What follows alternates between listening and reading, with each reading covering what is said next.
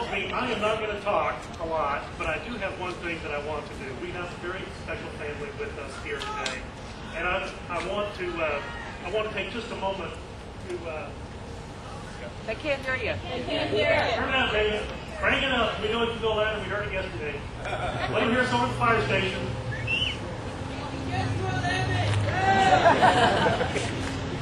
We have the family with us today of Private Charles Edward DeWeese.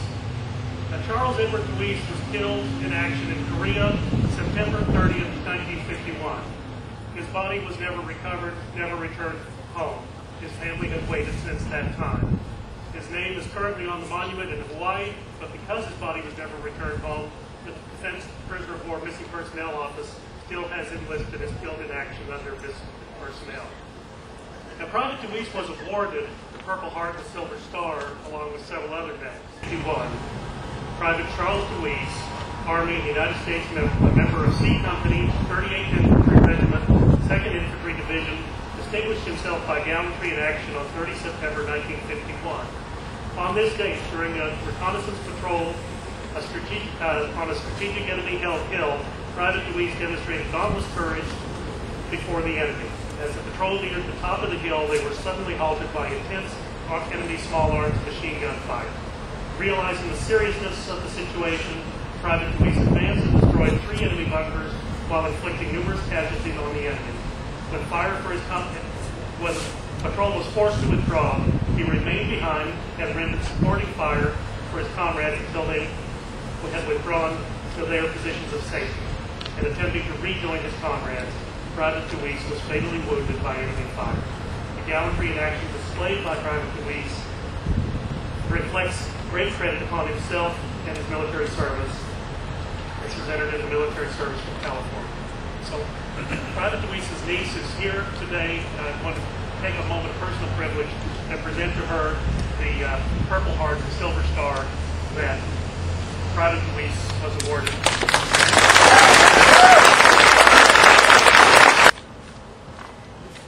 Now, as you can see, this is just a typical Denton August Town Hall meeting. But we're doing under a little bit different circumstances. I realized early this week that we were going to have to make some accommodations for the number of people that were likely to show up. So we're both inside and outside. We got over 400. If anyone is bored and wants to read the bill, I brought it. This bill. Burn it! This bill is going to change a lot between now and September. And you're the reason why. What is happening here this morning is being replicated all over the country. Some people are happy, some people are not, but nevertheless, when Congress comes back in September, they have to rethink what they've done so far and where they go forward from there.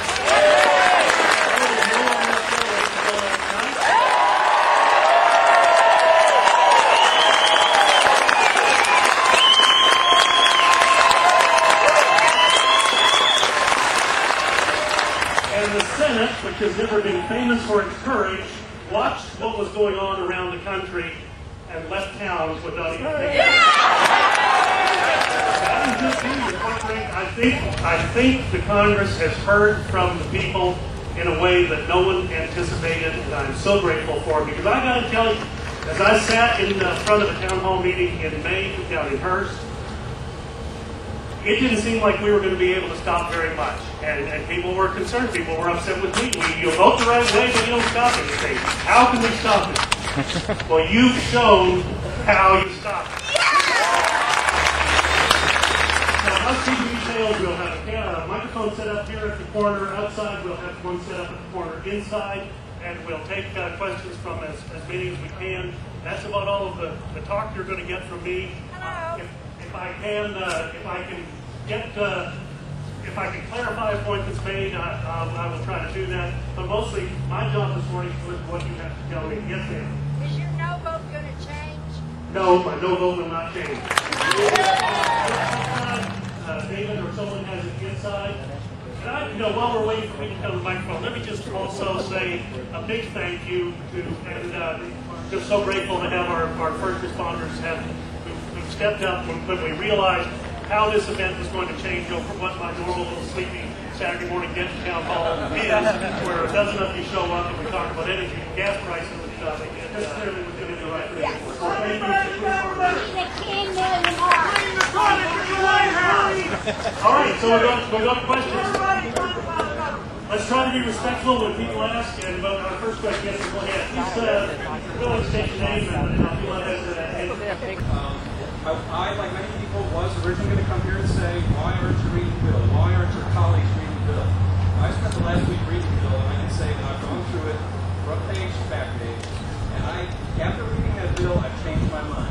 Reading the bill for most people is not going to cut it. It's just too hard to understand. However, there's one thing I would like to ask you to do, and that is there any way you can convince your colleagues on both sides of the aisle to take up President Obama's offer to go through that bill line by line?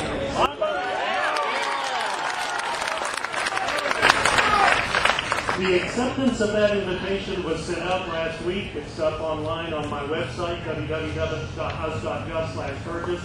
The White House response when they were asked if Representative Burgess would be included in that invitation said, "We don't know because the President and the Representative have had a chance to talk about this bill." That was a YouTube question that I submitted to one of the town hall. Yes, I'm willing to take the President up on his offer. I offered to bring you Diet Coke. Got my Coke stomach there. But absolutely. The President's going to offer to go through the bill. I'll be there and I'll do it.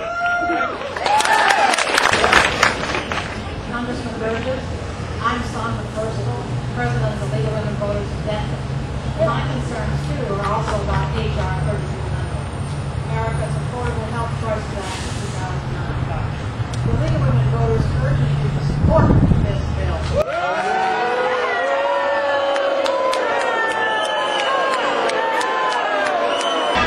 Well, you're all sides, so please let her speak. That need to be made, but remember, coverage is not enough. We need to provide quality and safety in the healthcare system. Have it now. Legislation must establish a system-wide program to coordinate information, establish best practices, and provide consumers the information they need to protect themselves and their health. Have it now. I'd like to put my we're concerned about it. The filibuster? No!